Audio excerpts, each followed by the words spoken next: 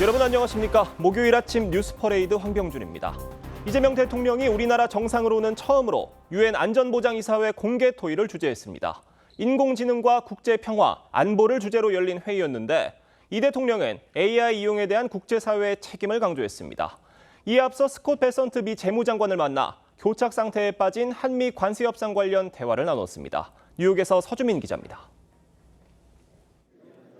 이재명 대통령이 유엔 안전보장이사회 회의장 의장석에 앉았습니다. 이 회의의 잠정 의제는 국제평화와 안보 유지, AI와 국제평화 안보입니다. 네, 의제가 채택되었습니다. 한국 정상이 유엔 안보리 공개 토의를 주재한 건 처음입니다. 9월 한 달 동안 우리가 안보리 순회 의장국을 맡게 된 데 따른 겁니다. 회의에서 이 대통령은 AI 시대를 변화의 기회로 만들어야 한다며 국제사회의 책임을 강조했습니다. AI 시대의 변화를 기회로 만들 방법은 국제사회가 단합해서 책임 있는 이용의 원칙을 바로 세우는 것뿐입니다. 앞서 이 대통령은 한미 관세협상 교섭 대상자 중 한 명인 스콧 베선트 재무장관과도 만났습니다. 이 대통령은 상업적 합리성을 바탕으로 양국 모두 이익이 되는 쪽으로 협상이 이루어져야 한다는 점을 재확인했고 베선트 장관은 단기적 어려움에도 충분히 잘 극복할 수 있을 거라고 답했습니다. 트럼프 대통령도 한국이 미국에 있어서 매우 중요하다는 점을 잘 알고 있으며 특히 조선 분야 등에서 한국은 매우 중요한 파트너라는 점을 이 대통령은 또 조르자 멜로니 이탈리아 총리, 카롤 라브로츠키 폴란드 대통령과 정상회담을 갖고 경제와 방산 분야 협력 방안 등에 대해 논의했습니다. 같은 날 열릴 예정이었던 이 대통령과 마크롱 프랑스 대통령과의 정상회담은 프랑스 측의 국내 사정을 이유로 취소됐습니다. 뉴욕에서 TV조선 서준민입니다. 민주당이 검찰청 폐지를 골자로 한 정부조직법 등 쟁점 법안을 오늘 본회의에서 처리할 예정입니다. 국민의힘은 비쟁점 법안까지 무제한 토론, 필리버스터를 행사할 수 있다며 전방위 방어에 나섰습니다. 신경희 기자입니다.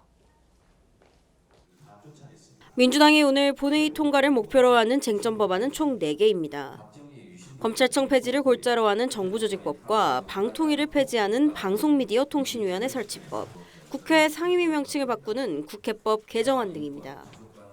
당초 민주당은 이들 4개 법안에 더해 비쟁점 법안 60여 개를 동시에 처리할 계획이었습니다.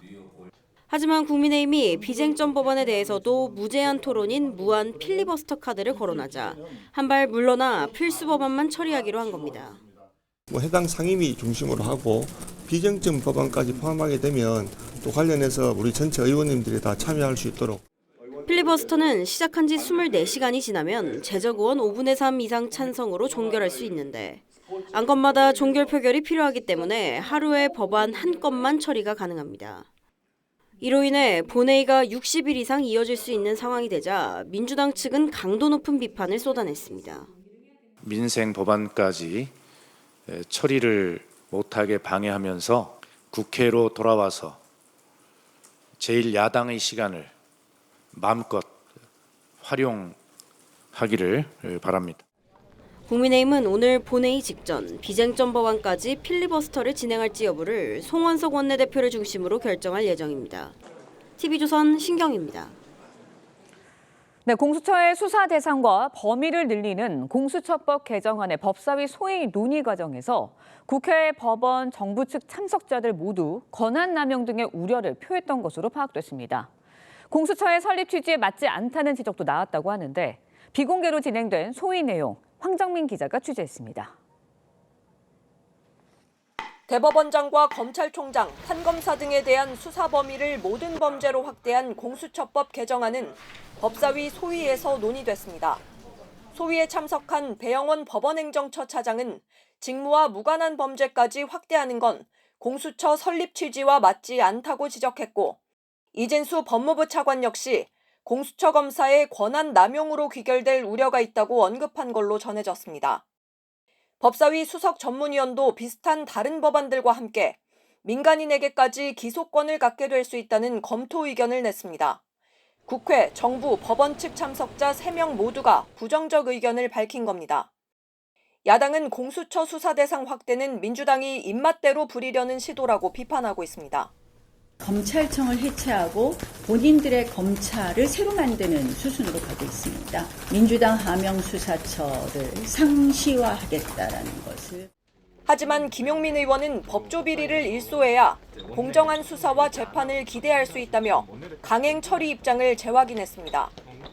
법사위 소위에선 민주당이 추진 중인 내란 전담재판부에 대한 위헌성 지적도 나온 걸로 알려졌습니다. 법원행정처는 법원의 권한과 기능을 왜곡해 위헌적 요소가 있다고 했고, 법사위 전문위원도 법무부와 변협 등 외부인으로 구성된 추천위가 추천한 재판관을 대법원장이 그대로 임명하는 데 대한 문제를 제기했습니다. TV조선 황정민입니다. 네, 천대엽 법원 행정처장이 우원식 국회의장에게 면담 요청을 한 뒤 국회를 찾았습니다. 사법 개편안에 대한 법원의 입장을 설명하기 위해서였는데 우 의장의 반응은 싸늘했습니다. 우 의장은 사법부 역할에 대한 국민의 불신이 높다며 결자 해지를 주문했습니다. 조유진 기자의 보도입니다. 천대엽 법원 행정처장이 우원식 국회의장과 악수하며 고개를 숙입니다. 천 처장은 내란 전담 재판부 설치, 대법관 증원 등 여당의 사법 개편안에 대한 법원 입장을 설명하기 위해 먼저 접견을 요청했습니다. 사법개혁 과제 입법안에 대한 저희들의 말씀도 드리고 내란 재판에 대한 진행 현황에 대해서 우리 의장님께서 궁금해하신다는 보고를 들었습니다. 천 처장은 사법 개편 논의에 사법부도 동참할 수 있도록 해달라고 했습니다. 우리 사법부도 함께 동참해서 국민들이 안심할 수 있는 또 국민의 미래를 담보할 수 있는 그런 사법제도 개혁 방향. 하지만 우 의장은 사법부 역할에 대한 국민들의 불신이 높다고 했습니다. 신뢰를 회복할 수 있는 모습을 보이는 것이 첫 번째라고 생각합니다. 결자 해지해야 합니다. 천 처장은 윤석열 전 대통령 재판 중개 지원도 먼저 제안한 것으로 알려졌습니다. 여당이 강행 처리한 더 센 특검법에 따라 특검 기소 재판은 방송 중계가 의무화돼 있습니다. TV조선 조유진입니다. 네, 국정감사를 앞두고 국회 운영위에서는 증인 채택 문제를 놓고 여야의 충돌이 빚어졌습니다. 20년 넘게 이재명 대통령을 옆에서 보좌해온 김현지 총무비서관이 증인 명단에서 빠진 것을 두고 국민의힘이 이의를 제기한 건데 14대 국회부터 줄곧 국감장에 출석해온 총무비서관을 왜 이번에는 제외시키려는 건지 전정원 기자가 취재했습니다. 대통령실 국정감사 계획서를 채택하기 위한 국회 운영위원회는 10분도 안 돼 고성이 오갔습니다. 정쟁으로 삼으려고 하는 국민의힘 의도에 우리는 동조할 수가 없다. 지금 그렇지 않습니까? 그 말을 그렇게 해요. 야당이 요구한 증인 명단에 김현지 총무비서관이 빠진 것을 두고 국민의힘이 이의를 제기하고 나선 겁니다. 총무비서관 한 명이 나오는데 왜 정쟁이 유발될 것이라고 미리 예측을 하시는지. 김현지 비서관은 존엄입니까? 절대 불러서는 안 되는 존엄한 존재입니까? 정말 만사 형통이구나는 걸 입증하는 것밖에 안 됩니다. 김 비서관은 20년 넘게 이재명 대통령의 측근으로 활동해왔습니다. 민주당은 강훈식 비서실장이 출석하는 걸로 충분하다고 반박했습니다. 허니문 고사하고 지금 대선 불복까지 지금 주장하고 있는 거 아닙니까? 협치란 말 자체가 원래도 없을 뿐만 아니라 성립 자체가 불가능하다고 생각을 합니다. 1992년 14대 국회 이후 인사와 예산 등 대통령실 살림을 총괄하는 총무비서관은 국정감사에 줄곧 출석해왔습니다. 이정도 총무비서관입니다. 마지막으로 윤재순 총무비서관입니다. 이상으로 간부 소개를. 결국 여야가 이견을 좁히지 못하면서 증인 의결은 연기됐습니다. 민주당은 한덕수 전 총리 등을 겨냥해 국정조사 종료 이후에도 증인을 위증 혐의로 고발할 수 있도록 하는 관련법 개정안을 국민의힘 의원들이 퇴장한 가운데 통과시켰습니다. TV조선 전정원입니다.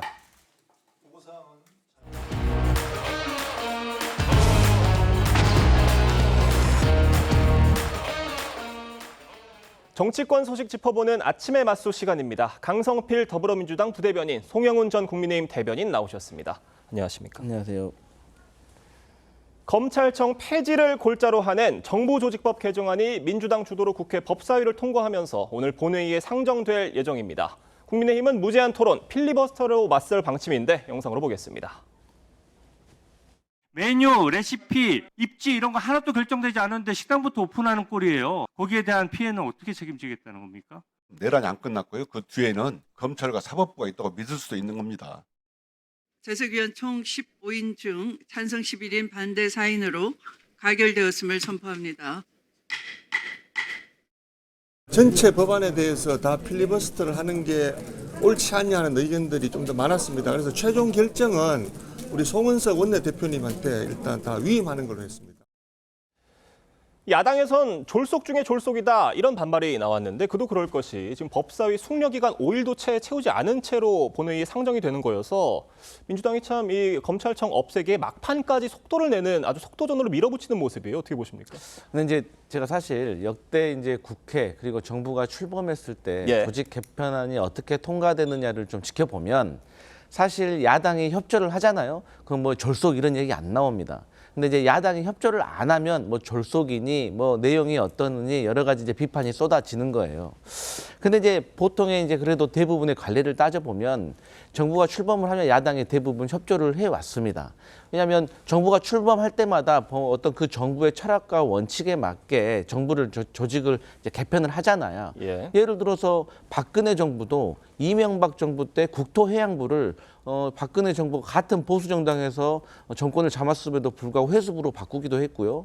또 윤석열 대통령은 전 대통령은 또 여가부를 폐지한다고도 했고 다 역대 정부마다 있었거든요. 그런데 이제 이번 같은 경우는 검찰청 폐지라는 조금 더 큰 아젠다가 있긴 했지만 결국에는 이제 졸속의 속도가 문제인 것이 아니라 국민의힘이 봤을 때는 검찰의 개혁에 대해서 반대하는 것이 골자이기 때문에 그래서 사실 솔직히 말하면 속도가 문제가 아니라 내용 가지고 지금 싸우고 있다 이렇게 보시면 될 것 같습니다. 지금 말씀해주신 그 더 큰 아젠다 내용에 국민의힘은 도저히 동의를 할 수가 없어서 무제한 필리버스터로 맞선다는 건데 이거 역시 24시간 지나면 민주당에서 종결시켜버릴 수가 있기 때문에 한계는 뚜렷해 보이거든요. 어떻게 전망하세요? 한계가 있다는 것을 예. 부인하지는 않습니다만 막을 수 없다고 해서 아무것도 하지 않을 거면 야당 국회의원들은 모두 의원직을 그만둬야죠. 지금 중요한 것은 왜 반대하는가에 대한 명확한 근거를 국민들께 말씀드려서 한 분이라도 더 설득될 수 있도록 하고 예. 그리고 민주당의 이 희대의 검찰 폐지라고 하는 행위가 왜 잘못된 것인지에 대한 분명한 공적 기록을 남기는 것입니다. 그런 점에서 저는 필리버스터가 의미가 있다고 봅니다. 그리고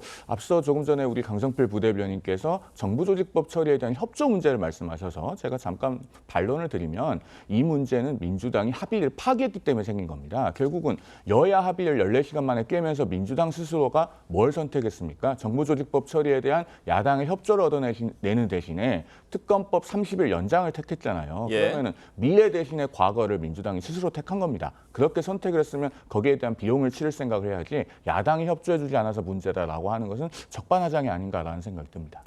지금 민주당에서는 정부조직법 이걸 포함한 중점법안 4건만을 선별적으로 상정한다는 방침인데 결과적으로 비쟁점 법안, 민생 법안 처리는 뒤로 밀리는 꼴이 됐어요.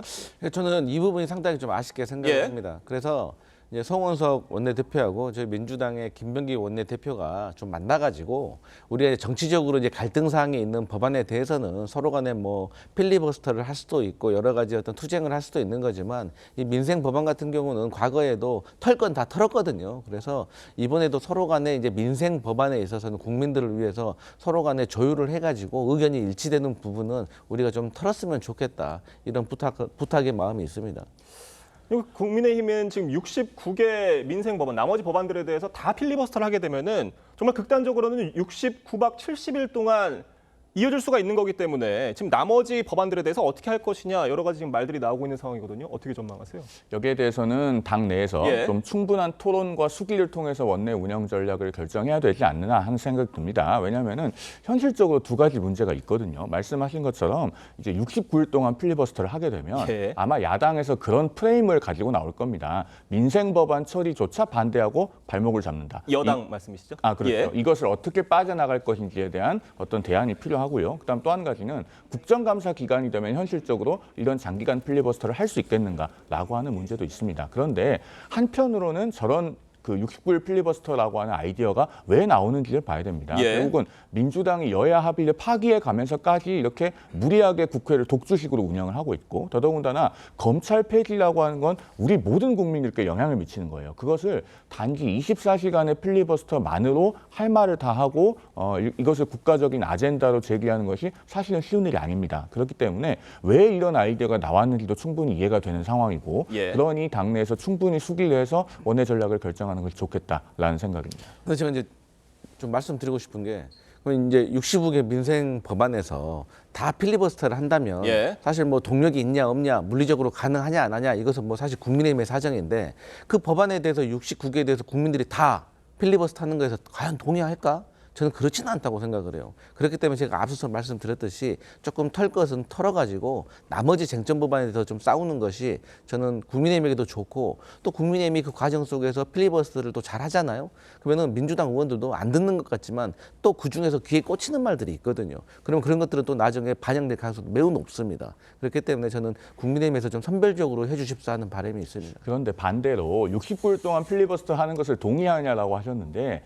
아니 그러면 77년 동안 존속했던 검찰을 간판을 내리게 하고 그 뒤에 방안에 대해서는 아무것도 강론이 마련되어 있지 않은 예. 이 상황은 그럼 과연 국민들께서 동의하실 것인가? 저는 그것을 되묻지 않을 수 없습니다. 이 부분에 관해서 결국은 민주당이 충분한 토론과 우리 사회적 합의를 이루어내지 않고 졸속으로 처리를 하고 있기 때문에, 그러면 야당으로서는 할 수 있는 모든 합법적인 수단을 동원할 수밖에 없다, 이런 말씀도 아울러 드립니다. 자, 지금 그런 검찰청 폐지에 대한 야당의 반발이 왜 나오고 있느냐에 대해서 짚어주신 건데, 어제 노만석 검찰총장 대행, 검찰의 수장이죠, 현재 입장문을 냈습니다.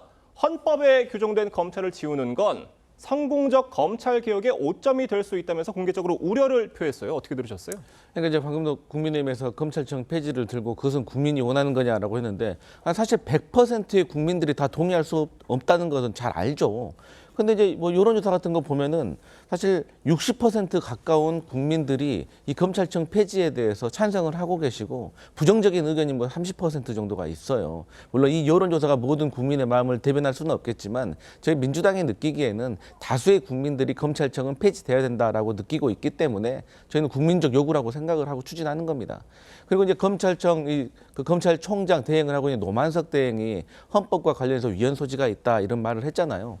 저는 이 노만석 검찰총장 대행에도 그렇고 국민의힘에게도 말씀드리고 싶은 것이, 그러면 지난 윤석열 정부 3년 동안 매각 매직하고 주가 조작하고 그런 것에 대해서 불기소하고, 기소도 안 하니까 재판도 안 받고, 재판 안 받으니까 책임도 안 지고, 그런 것들이 이제 와서 밝혀지고 시간이 지나가지고 재판을 받게 되는 그런 상황이 벌어지잖아요. 그때 뭐 했냐 이거예요. 그래서 이 부분에 있어서는 구체적인 대안도 없이 과거에 우리 검찰이 좀 잘못했던 부분은 있다, 이런 식으로 말하면서 검찰청 폐지는 안 된다라는 것을 국민들이 동의하겠습니까? 그래서 저는 이 검찰청 폐지와 관련해 가지고는 그 어떤 변명으로도 통하지 않는다, 이거는 시대적인 요구다, 이렇게 생각합니다. 위헌 소지가 이어질 것만은 뚜렷해 보여요. 어떻게 보세요? 일단은 그 최근에 신대경 전주지검장, 한동훈 법무부 장관 시절에 한동훈 전 장관과 6명의 검사들이 이른바 검수완박법에 대해서 권한쟁의 심판을 청구했던 사례를 언급하지 않았습니까? 그 당시에 헌법재판소가 6명의 검사들에 대해서 권한쟁의 심판의 당사자 능력을 모두 인정했습니다. 예. 그것은 결국 검사가 헌법상의 기관이 아니라고 단정하기 어렵다 라고 하는 논리에 근거하고 있는 것이거든요. 그렇다면 개별 검사가 그럴지인데, 헌법 89조 16호의 명문으로 규정되어 있는 검찰총장에 대해서는 예. 검찰청을 폐지함으로써 그 검찰총장이라고 하는 직위도 바뀌는 것을 과연 헌법이 용인할 수 있는가, 이런 헌법적인 문제가 제기되는 겁니다. 저는 높은 확률로 이 문제는 권한쟁의 심판을 통해서 헌법재판소의 판단을 받게 될 거라고 예상합니다. 그다음에 짧게 덧붙이면, 조금 전에 강 부대변인께서 여론조사 말씀하셨는데, 제가 알고 있는 데이터와는 명백하게 다르기 때문에 팩트체크가 좀 필요할 것 같고, 그다음에 검찰 뭐 했냐라고 말씀하시는데, 지금 3특검에 파견돼서 수사 성과를 내고 있는 사람들이 모두 다 직업검사들입니다. 130명의 검사들. 그러니까 서울의 2군데 지방검찰청을 전체를 합한 규모가 지금 나가서 과거 정권을 수사하면서 예. 일정한 수사 성과를 내고 있는 것이고, 그것을 대한민국 검사들이 하고 있는 것이지 다른 분들이 하고 있는 것이 아니다라는 점도 분명하게 짚어드립니다. 알겠습니다. 오늘 본회의 상황 잘 지켜보도록 하고요. 다음 소식으로 좀 넘어가 보겠습니다. 조희대 대법원장 청문회를 두고 후폭풍이 이어지고 있습니다. 민주당 정청래 대표는 청문회에 힘을 실으면서 조 대법원장에 대한 공세 수위를 높였는데, 직접 들어보겠습니다. 헌법유린, 삼권분립 훼손, 부정비리, 국정농단, 내란 사태 등 불이한 대통령들을 다 쫓아냈습니다. 대법원장이 뭐라고 이렇게 호들갑입니까? 추미애 법사위원장을 비롯한 법사위원들께서는 열심히 해주시기 바랍니다. 자, 그런데 말입니다. 얼마 전에 추미애 위원장이 조희대 청문회 강행 처리하면서 원내 지도부뿐 아니라 당 지도부까지 패싱했다. 이런 의혹이 지금 나왔었는데 그래서 당시에는 당 지도부나 원내 지도부 불편해하는 기색도 엿보였었거든요. 그런데 지금 정청래 대표가 어제 와서는 추미애 잘하고 있다. 지금 박수를 쳐주고 있는 것 같아요. 어떻게 보십니까? 그러니까 이제 구체적으로 말씀을 드리면 당 지도부를 패싱했다는 게 당 지도부가 이 조희대 대법원장에 대한 청문회 이 자체를 몰랐다라고 오해받을 수가 있는데 그건 아닌 거예요. 제가 뭐 많이 말씀드리지만 저희 민주당의 최고위원 전현희 최고위원이 있습니다. 이분이 지도부이면서도 법사위원이에요. 근데 어떻게 해서 지도부가 모를 수가 있겠습니까? 다만 이것을 언제 시작할 것이냐 그런 것에 대한 어떤 완급 조절의 어떤 그 의견 차이가 있었다고 저는 생각을 합니다. 시점에 대한 사전 협의가 없었다. 네. 근데 이제 그게 이제 전체적으로 그것도 패싱이다라고 하면 뭐 할 말은 없겠죠. 그런데 이제 분명한 거는 저희 당의 당원들과 지지자 그리고 저희가 느끼기에 많은 국민들은 이미 조희대 대법원장에 대한 신뢰를 잃어버렸다. 그렇기 때문에 사퇴해야 된다. 그것은 마땅하다라고 저희는 생각을 하거든요. 그렇게 따진다고 하면 결국에는 이 조희대 대법원장에 관련된 이 청문회도 사실 뭐 안 할 수가 없는 겁니다. 다만 이 시기의 차이가 있는 것입니다. 그리고 이런 조희대 대법원장과 관련된 사퇴 문제가 사실 저희 당과 지지자들만의 힘으로는 되지 않는 거예요. 그러면 중도층의 의견도 사실 우리가 모아야 되거든요. 그래서 사실 이 대법원장이 지금까지 했던 정치적으로 개입했고 제대로 된 업무를 하지 않았던 것에 대해서 저희가 중도층에게 알리기 위해서라도 이 청문회를 진행한다. 근데 청문회를 진행한다고 또 끝나는 일이 아닙니다. 이 안에서 얼마만큼 조희대 대법원장이 최근에 불거졌던 이 수상한 만남에 대해서도 잘 소명하고 국민을 설득한가가 관건이다. 이렇게 봅니다. 강 부대변인 설명은 조희대 청문회에 대해서 정청래 대표나 추미애 위원장이 서로 공감대가 없었던 게 아니다. 한다는 것에 대해서는 공감대가 있었지 언제 하는지에 대한 어떤 사전 협의가 없었다라는 말씀이신데 참 그 언제 하는지도 중요한 문제인 것 같거든요. 지금 이제 와서 보면 정청래 대표가 추미애 위원장에게 오히려 좀 끌려가는 모습 아닌가라는 시각도 있는 것 같아요. 어떻게 보세요? 저는 정청래 대표가 추미애 위원장에게 끌려간다고 생각하지 않고요. 오히려 김어준 씨에게 끌려가는 측면이 상당히 있어 보입니다. 왜냐하면 어제 아침 조간까지만 해도 말씀하신 것 같은 그 민주당 내부의 미묘한 기류. 정청래 대표나 김병기 원내대표의 생각과 추미애 법사위원장의 어떤 단독 드리블이라고 표현되는 행동과는 약간 결이 다르다라고 하는 관측들도 있지 않았습니까? 그런데 김어준 씨는 정작 본인의 유튜브에서 뭐라고 합니까? 이런 청문회를 두둔하고 지지하는 듯한 발언을 하잖아요. 그리고 어제 정청래 대표의 그 문제의 발언들이 나왔다는 점에서 봤을 때는 아무래도 정청래 대표가 김어준 씨에게 끌려가는 것이 아닌가 이렇게 보여집니다. 그리고 최근에 이른바 삼통령론이라고 하는 것이 있지 않았습니까? 용산 대통령 이재명 대통령, 여의도 대통령 정청래 대표, 그리고 충정로 대통령 김어준 씨. 그런데 이들은 각각 임기가 달라요. 정청래 대표는 임기가 1년밖에 안 됩니다. 이재명 대통령 헌법상 임기가 5년이죠. 김어준 씨는 본인의 유튜버가 영향력이 유지되는 한 임기가 무한정이에요. 그러니까 정청래 대표가 여기에 끌려가는 것이 아니냐라고 보여지는 것인데 공당의 대표가 이렇게 하면 안 됩니다. 결국에는 집권 여당 대표가 일개 유튜버를 따라다닐 거면 그건 정당 정치의 사망과 종언을 의미하는 거예요. 정청래 대표가 정말 집권 여당이 공당으로서의 본령으로 돌아올 수 있도록 이성을 회복하시길 바란다라는 말씀을 드립니다. 추미애한테 끌려가는 게 아니라 저 앞에 김어준이 있다 이런 분석이신데 저희가 정청래 대표 발언도 좀 짚어보겠습니다. 대통령도 갈아치우는 마당에 대법원장이 뭐라고 이렇게 대묻기도 했어요.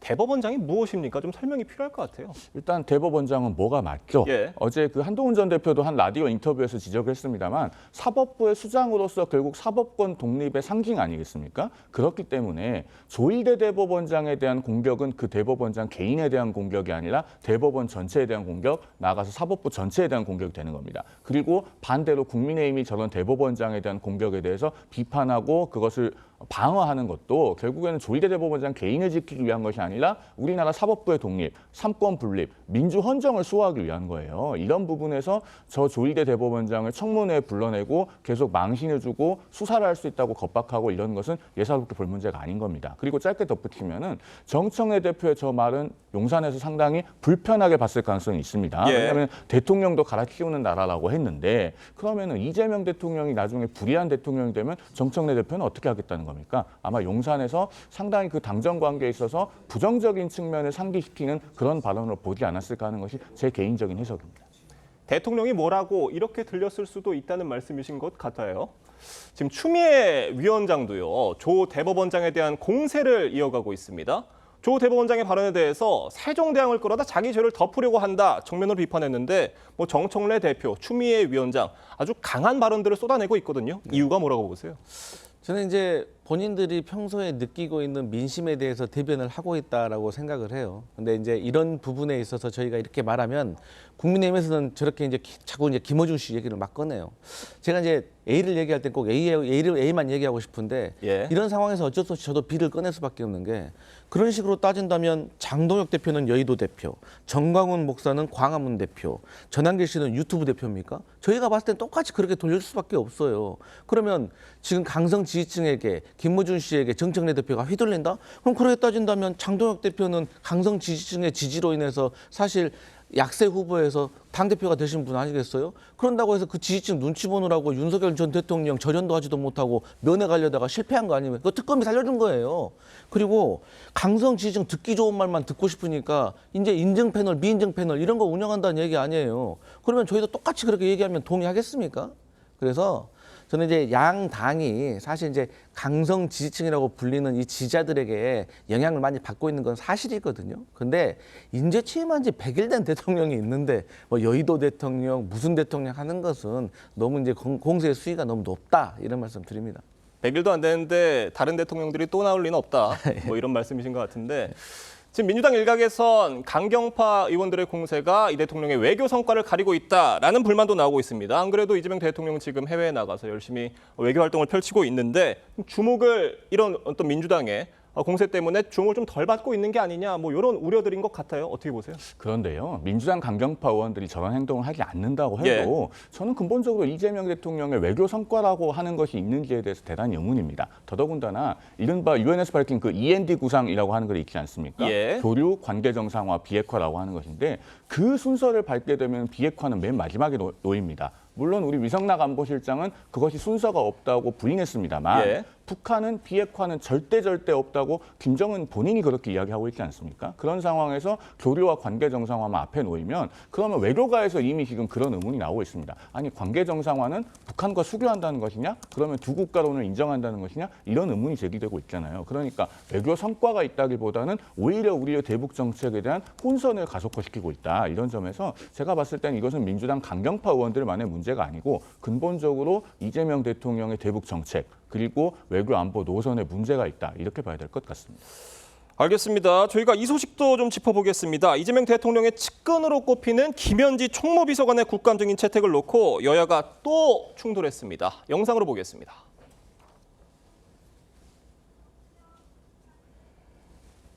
네.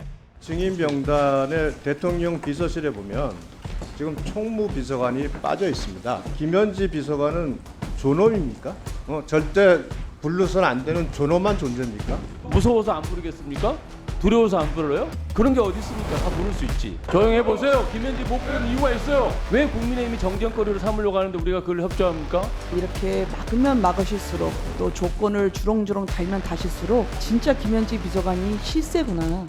만사 현통이라더니 정말 만사 현통이구나라는 걸 입증하는 것밖에 안 됩니다.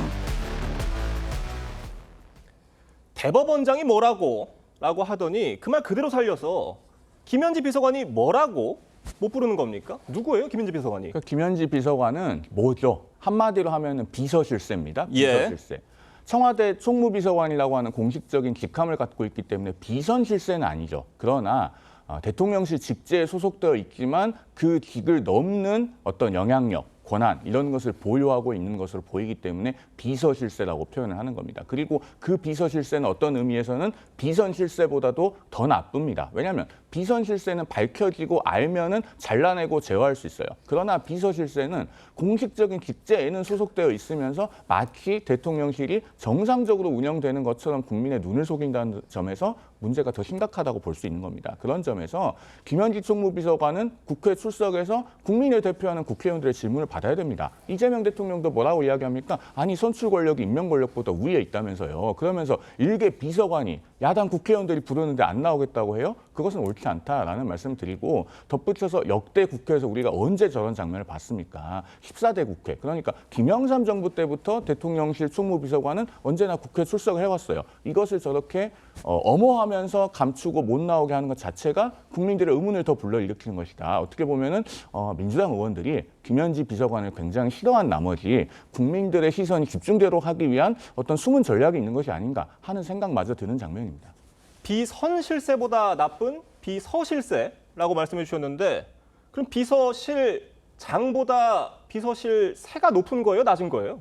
그런 부분에 대해서 이제 국회에 불러서 따져 물어야 되는데요. 예. 한 가지 최근에 인상적인 장면이 있었죠. 강선우 여성가족부 장관 후보자가 사퇴할 때 예. 물론 대통령실에서는 그걸 공식적으로 부인했습니다만 한겨레의 보도가 있지 않습니까? 그 강선우 후보자에 대해서 김현지 비서관이 전화해서 사퇴하는 것이 좋겠다. 이런 것이 과거 정권에서도 전례가 있었던 일인가 사실 좀 의문이 듭니다. 그러니까 저희가 국감에서 증인을 부를 때 보통 기관장이 안 나오고 밑에 뭐 차장이라든지 뭐 이런 경우라거나 뭐 기업을 상대로는 회장이 안 나오고 사장이 나오는 경우 그런 경우에 좀 충돌이 있는데 좀 반대예요. 지금 비서실장이 대신 나온다는 거예요. 지금 국회 오래 계셨잖아요. 이런 경우 좀 이례적이지 않습니까? 뭐 이례적이긴 합니다. 근데 이 말은 좀 잡고 넘어가야 돼요. 아니 비선 실세는 불법이고 비서 실세는 합법이거든요. 근데 어떻게 비서 실세가 더 나쁠 수가 있죠? 그리고 어느 정권, 예를 들어서 보수 정권은 역대로 실세들 없었습니까?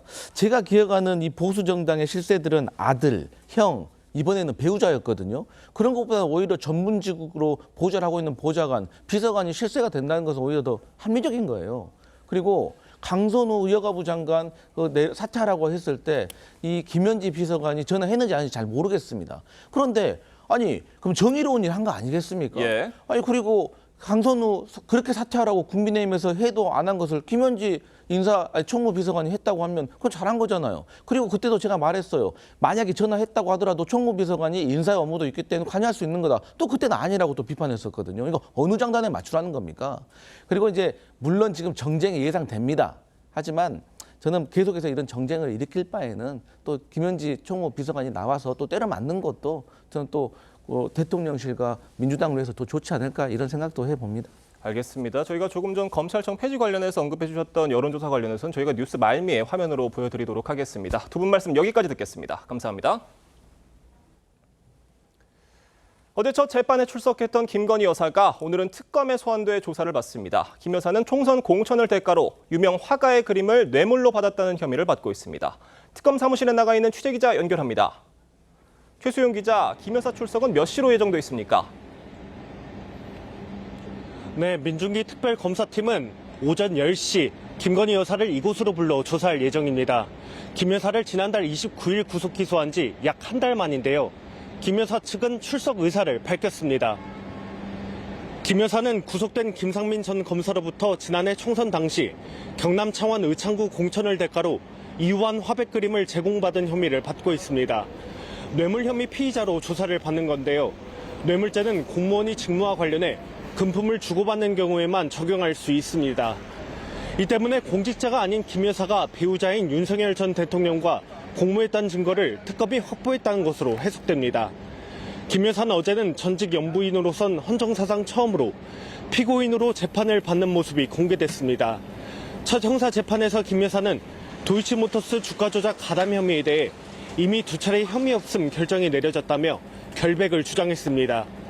통일교의 청탁을 받고 금품을 수수한 혐의에 관해서도 가방을 전달받은 사실이 없다고 맞섰습니다. 특검이 기소한 모든 혐의에 대해 부인한 건데요. 김 여사는 오늘 조사에서도 김 전 검사와 그림이 오가는 과정에 대가성은 없었다고 주장할 것으로 보입니다. 지금까지 특검 사무실 앞에서 TV조선 최수용입니다. 네, 내일로 예정된 윤석열 전 대통령의 보석신문 실시간 생중계 여부가 오늘 결정됩니다. 순직해병특검팀은 수사 외역과 관련해 이종섭 전 국방부 장관을 두 번째로 소환해 조사합니다. 조덕현 기자가 보도합니다. 윤석열 전 대통령에 대한 내일 보석신문은 직권남용 등 혐의에 대한 첫 공판과 함께 진행됩니다. 윤 전 대통령은 7월 10일 구속 이후 수사와 재판 출석을 모두 거부해왔지만 내일 보석신문에는 출석할 전망입니다. 내란 특검은 첫 공판과 보석신문 모두에 대해 실시간 중계를 허용해달라고 재판부에 신청했습니다. 내란 특검법은 특별한 사정이 없으면 중계를 허가해야 한다고 규정하고 있는데 생중계 여부는 오늘 결정됩니다. 해병 순직 사건 외압 의혹과 관련해 이종섭 전 국방장관이 23일 첫 조사 이후 오늘 다시 특검에 소환돼 조사를 받습니다. 순직 해병 특검은 내일과 28일에도 이 전 장관의 조사를 계획하고 있습니다. 이종섭 전 장관에 대해서는 조사할 내용이 많아서 3차례 이상 조사가 진행될 것으로 예상됩니다. 이 전 장관은 2023년 최해병 순직 당시의 국방부 장관입니다. 윤 전 대통령이 최해병 순직 수사와 관련해 격노한 이후 수사에 외압을 가했는지 여부를 가려줄 핵심 인물로 꼽힙니다. 특검은 이 전 장관 조사가 마무리되면 곧바로 윤 전 대통령에 대한 조사로 넘어갈 계획입니다. TV조선 도덕현입니다. 네, 흰색 승용차가 주차를 하는가 싶더니 가게를 향해 이렇게 돌진합니다. 제주도에서 여행객이 몰던 렌터카가 갑자기 속도를 높여 약국을 들이받는 사고를 낸 건데 알고 봤더니 20대 여성 운전자 만취 상태였습니다. 박건우 기자의 보도입니다. 흰색 승용차 한 대가 중앙선을 가로질러 상가 주차장으로 들어옵니다. 주차를 하는가 싶더니 갑자기 속도를 높여 약국으로 돌진합니다. 굉음에 놀란 인근 식당 직원들이 밖으로 뛰어나옵니다. 지속적으로 차량을 움직이려고 해서 차량을 움직이지 못하게 말리는 상황이었었고요. 약국 유리창은 산산조각 났고 진열대에 있던 약들도 바닥에 놔둔 겁니다. 영업을 마친 상태여서 다행히 인명피해는 없었지만 사고 소식을 접한 약사는 놀란 가슴을 쓸어내렸습니다. 저는 그냥 너무 어이가 없어서 자동문이 다 손상된 상태였고 사고 차량은 렌터카로 운전대를 잡은 20대 여성은 만취 상태였습니다. 시수 수치의 음주가 지금 되어 있다고 하네요. 운전자는 경찰에 주차장에 진입하다 가속 페달을 잘못 밟았다는 취지로 진술했습니다. 경찰은 동승자에 대해서도 음주운전을 방조했는지 등을 조사할 계획입니다. 제주에서는 지난 2022년 7월 렌터카가 전복돼 3명이 숨지는 등 음주운전 사고가 끊이지 않고 있습니다. TV조선 박고루입니다.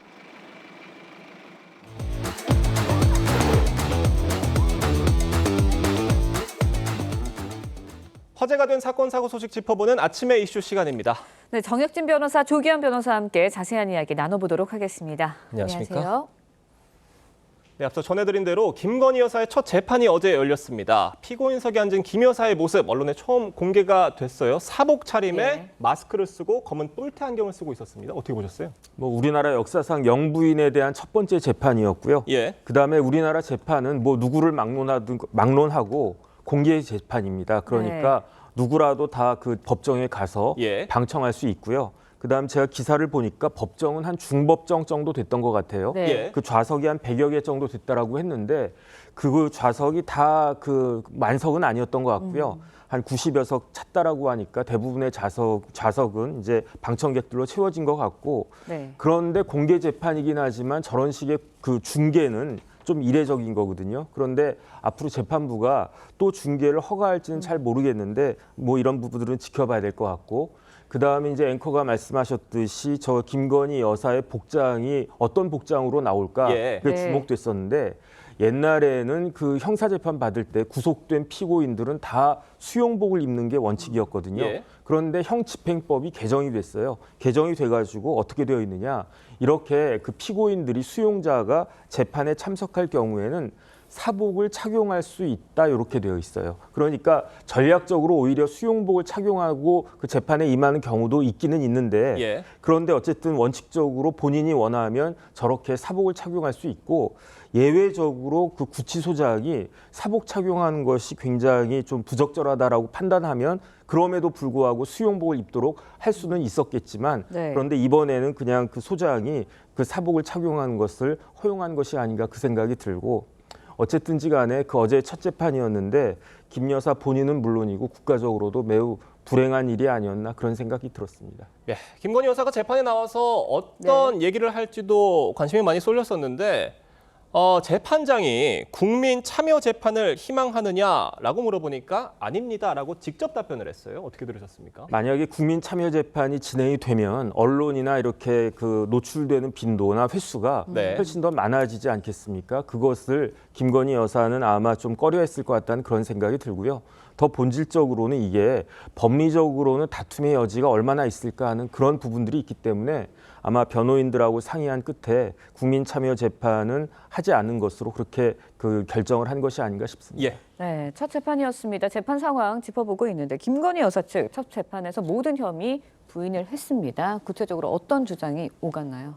지금 기소돼서 재판을 받고 있는 혐의는 3개인데요. 통일교로부터 그라프 목걸이 등 8천만 원 상당의 금품을 수수한 알선 수재. 근데 뭐 수사하지 않았다고 전면 부인하고 있고요. 도이치모터스 주가 조작 사건 관련해서 공모한 부분에 대한 자본시장법 위반인데 뭐 주가 조작에 대해 인식하지 못했다, 공모한 적 없다 역시 부인하고 있습니다. 그리고 명태균 씨로부터 대선 기간 중에 무상으로 2억 7천만 원 상당의 여론조사를 받은 것, 정치자금법 위반인데요. 본인이 요청한 적도 없고 계약한 적도 없고 그래서 뭐 여론조사의 상당액을 수사하지 않았다는 취지죠. 그러니까 3개 혐의에 대해서 전면 부인하고 있습니다. 지금 재판부는 매주 2차례씩 재판을 열어서 아주 신속하게 재판을 좀 진행하겠다 이렇게 예고를 했는데 김여사 측에서는 주 2회 재판 너무 많다라는 입장이었어요. 그런데 어쨌든 좀 이례적인 건 사실입니다. 왜냐하면 원래 형사 재판은요. 공판 준비 기일을 먼저 하는 것이 거의 대부분이거든요. 그런데 이번 재판은 공판 준비 기일 없이 공판 기일이 어제 열렸던 겁니다. 그런데 그렇게 공판 기일 열어봤자 어차피 재판이 제대로 진행되기가 어려웠던 거예요. 그래서 어제 기사 보니까 뭐 한 40분 만인가 일찍 끝났다라고 하고 그리고 나서 어쩔 수 없이 다시 공판 준비 기일을 잡았다 이런 거니까 제가 봤을 땐 좀 이해가 안 되는 게 처음부터 공판 준비 기일 잡고 그다음에 쫙 갔으면 더 낫지 않았을까 그 생각은 들고요. 어쨌든 공판 준비 기일을 한 번 더 한 다음에 본격적인 재판은 추석 연휴 지난 다음에 진행이 될 거라고 했는데 그런데 일주일에 2회가 제 생각에 그렇게 많은 건 아닙니다. 그런 경우 뭐 이렇게 일주일에 한 번이나 2주일에 한 번 하는 경우도 있지만 뭐 주 2회 하는 경우도 그렇게 뭐 드문 것이다라고 하기는 어렵고요. 당장 누구 생각하면 되냐면요. 박근혜 전 대통령이나 그때 그 생각 해보면 뭐 일주일에 4번도 하지 않았었습니까? 그러니까 주 2회가 너무 많다 이렇게 이야기하는 거는 그렇게 타당성이 있어 보이진 않는데 오히려 어떤 것들이 문제가 되냐면은 제가 이제 기사를 읽어봤더니 재판부에서 특검에서 세운 증인이 27명인데 원래 그 증인 신문은요 주신문하고 반대신문하고 주신문 반대신문 이렇게 가야 되는데 제가 이해가 되는 바로는 27명에 대한 증인을 검찰 주신문 쫙 하고 그리고 난 다음에 다 끝난 다음에 변호인의 반대신문을 한다 뭐 이런 식의 이야기를 전 그렇게 이해가 됐거든요. 만약에 그렇게 한다라고 하면 이거는 증인 신문 방법에 있어서는 조금 문제가 있는 것이 아닌가 저는 그런 생각이 들고 어쨌든지 간에 지금 재판부 입장에서는 그 구속 기간이 6개월이니까 그 기간 내에 판결을 낼 수 있도록 좀 서두르겠다 이런 의지의 표명은 있는 것이 아닌가 싶습니다. 네, 윤석열 전 대통령 재판도 좀 살펴보도록 하겠습니다. 내란 특검이 이제 내일로 예정된 윤 전 대통령의 재판 중계해달라고 재판부에 요청을 했습니다. 어떤 의도로 재판을 중계한 거다 이렇게 보시나요? 일단 이 사건은 지금 원래 진행되고 있는 지기현 재판부의 내란 사건과는 다른 사건이고요. 그러니까 체포영장 집행 과정에서의 특수공무집행 방해 등과 관련돼 별도 기소된 사건입니다. 그리고 중앙지법 형사 35부에 배당이 된 사건인데요. 지금까지 윤석열 대통령이 내란 사건에서 수사, 공판 절차에 전혀 응하지 않고 있습니다. 그래서 초기에 일부 공개된 바는 있지만 실제 이 공판 절차나 수사 절차에 차질을 빚고 있는 상황에서 지금 윤 대통령이 보석 신문 때문에 출석 안 할 수 없는 상황이 돼서 사실 공개된 재판을 할 수 있는 유일한 기회일 수도 있을 겁니다. 근데 그에 대해서 국민들은 공개해야 된다는 여론도 높고 실제 재판 공개에 대해서 특검법이 정하고 있기 때문에 국민의 알 권리 충족을 위해서 적어도 이번 재판만은 공개해야 된다는 특검의 요구가 있었고 이걸 재판부가 받아들인 것 같은데 실제 어느 정도까지 공개될지는 오늘 아마 해당 재판부가 결정할 것으로 보입니다. 윤 전 대통령 측에서는 반대 입장 의견서 전달했다고 하는데 법원이 어떤 결정 내릴 것으로 보십니까? 일단 재판 중계 관련해 가지고는요 법이 있는데 어떤 법이 있냐면 법원 조직법의 규정이 있고요. 그다음에 그 법에 따라 가지고 법정 방청 및 촬영 등에 관한 규칙이 있어요. 이 그 규정들을 종합해 보면 재판이 중계가 되려면 첫 번째 피고인의 동의가 있어야 된다. 두 번째는 공공의 이익을 위해서 상당한 이유가 있어야 된다. 이 두 가지 요건이 갖춰진 경우에만 그 재판부가 그 재판 중계하는 것을 허용하도록 그렇게 되어 있는데 일단은 피고인인 윤석열 전 대통령은 반대한다는 거 아니겠습니까? 그러니까 일반 원칙에 따르면 재판 중계는 이루어지지 않아야 되는데 그런데 이런 것들을 예상하고 특검법에다가 11조 사항인가요? 거기에 어떤 규정이 있냐면 특별한 사정이 없는 한 중계를 허가하도록 그렇게 아예 못을 박아버렸어요. 그다음에 만약에 특별한 사정이 있기 때문에 재판 중계를 허가하지 않겠다라고 하면 재판부가 그러면 그 재판부가 무엇이 그러한 특별한 사정인지 이유까지 밝히도록 그렇게 특검법에 되어 있기 때문에 그러니까 어쨌든 이러한 특별 규정에 따라 가지고 재판부는 웬만하면은 이제 중계를 허용할 것 같고 그다음에 중계 허용 범위는 뭐 처음부터 끝까지 다 할 것인가 아니면 어제 김건희 여사 재판처럼 앞부분만 할 것인가 이런 부분들은 재판부가 결정하지 않을까 싶습니다. 네, 윤 전 대통령과 김건희 여사 재판 관련 소식 자세히 짚어봤습니다. 두 분 말씀 여기까지 듣겠습니다. 감사합니다. 고맙습니다. 성당 증축을 위해 신도들이 모은 헌금을 빼돌린 60대 남성이 경찰에 붙잡혔습니다. 네, 빼돌린 헌금은 5억 원에 가까웠는데 코인 사기로 다 날리자 성당 신부에게 횡령 사실을 털어놨다고 합니다. 김태준 기자의 보도입니다. 전남 목포의 한 대형 성당입니다. 전체 신자가 7,000명에 달하다 보니 공간 확장을 위해 증축을 추진하고 있습니다. 이를 위해 신도들이 헌금을 모아왔는데 회계를 담당하던 60대 사무장이 경찰 수사를 받고 있습니다. 성당 측이 헌금 횡령 혐의로 고발했기 때문입니다. 경찰 조사 결과 사무장은 지난 7월부터 한 달간 4억 8천만 원 넘게 빼돌려 코인에 투자했다 모두 날렸습니다. 코인 사이트가 갑자기 사라지자 사기를 당한 걸 알고 뒤늦게 주임 신부에게 범행을 털어놨습니다. 사무장은 경찰 조사에서 욕심에 눈이 멀었다는 취지로 진술했습니다. 돈 투자하고 막 돈 올라온 것처럼 가짜 사이트가 있거든요. 투자를 더 많이 하면 돈을 더 많이 벌 줄 알고. 신자들은 허탈감을 감추지 못했습니다. 너무 이제 피지감 느끼죠. 돈 5천원 잃어버려서 마음 아프네. 천주교 광주대교구는 해당 성당을 상대로 회계감사에 착수했습니다. 경찰은 사무장에 대해 구속영장을 신청하고 코인 투자 사기 조직에 대해서도 수사를 벌이고 있습니다. TV조선 김태준입니다. 네, 미국 텍사스주 이민세관 단속국 구금시설을 겨냥한 총격 사건이 발생해 2명이 숨졌습니다. 또 태국 방콕 도심에서는 거대한 땅 꺼짐 현상이 발생해 수천 명이 대피하는 소동이 벌어졌습니다. 이루라 기자의 보도입니다. 미국 텍사스주 댈러스 아이스 구금시설 앞에서 경찰차와 구급차가 대거 출동했습니다. 현지 시간 24일 오전 7시쯤 총격범이 인근 건물 옥상에서 구금시설과 차량을 향해 무차별 총격을 가했습니다. 이로 인해 수감자 3명이 총에 맞았는데 이 중 1명이 숨졌습니다. 용의자는 20대 백인 남성으로 현장에서 숨진 채 발견됐습니다. 당국은 이번 사건이 정치적 동기를 가진 표적 공격으로 보고 있습니다. I can confirm at this time that the FBI is investigating this incident as an act of targeted violence. Rounds that were found near the suspected shooter contain messages that are anti-ICE in nature. 앞서 7월에도 아이스 시설을 겨냥한 총격 사건이 2차례 있었는데 트럼프 대통령은 좌파 운동 해체에 나서겠다고 밝혔습니다. 방콕 도심, 균열이 난 도로가 서서히 주저앉으면서 차량과 전신주를 집어삼킵니다. 현지 시간 24일 방콕 시내 한복판에서 깊이 50m, 가로 세로 30m 규모의 땅 꺼짐 현상이 발생했습니다. 인근 대학병원에 있던 입원 환자 3,500여 명이 긴급 대피했고 다행히 인명피해는 없었습니다. ดินนะครับในโครงการสร้างรถไฟฟ้าใต้ดินสายสีม่วงใต้นะครับก็ยังต้องถือว่าโชคดีที่เหตุการณ์นี้ 당국은 주변 공사장 영향과 잇따른 폭우 등 여러 가능성을 열어두고 정확한 사고 원인을 조사 중입니다. TV조선 이루라입니다. 네, 렌즈에 담긴 그 순간 그 의미를 짚어보는 시간이죠. 사진 기자가 선택한 아침의 한 장입니다. 오늘은 조선일보 사진부 이태경 기자와 함께합니다. 오늘의 출구 사진 어떤 건가요? 네, 오늘은 좀 독특한 축제 현장을 소개해드릴 건데요. 바로 수염 하나로 경쟁하는 이색 대회입니다. 현장 모습 사진으로 만나보겠습니다. 오스트리아의 작은 산악마을 레오강에서 유럽 최고의 수염을 가리는 대회가 열렸습니다. 수염에 자부심을 가진 사람들이 모여 직접 기른 수염을 예술 작품처럼 꾸미고 선보이는데요. 참가자 중에는 10년 넘게 수염을 길렀다는 사람도 있고 하루 몇 시간씩 수염만 관리하는 수염 장인도 있다고 합니다. 참가자들은 단순히 수염을 보여주는 데서 그치지 않고 개그, 음악, 무대 위 포즈까지 더해 관광객들에게 유쾌한 웃음을 선사합니다.